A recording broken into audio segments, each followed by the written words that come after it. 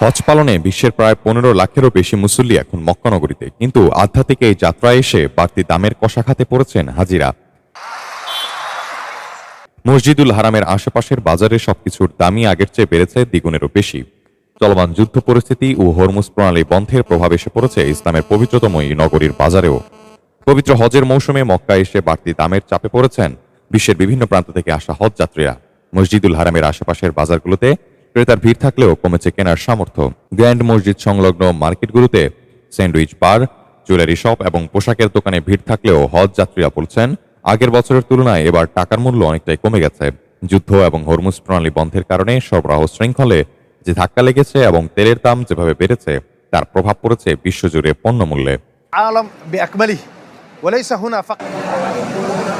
বিশ্লেষকরা বলছেন 5,000 রিয়ালে এখন যা কেনা যাচ্ছে আগে তা মিলতেও মাত্র 2,000 রিয়ালে। দাম বৃদ্ধির এই প্রভাব হজযাত্রীদের কেনাকাটার অভিজ্ঞতাকে আমূলে বদলে দিয়েছে।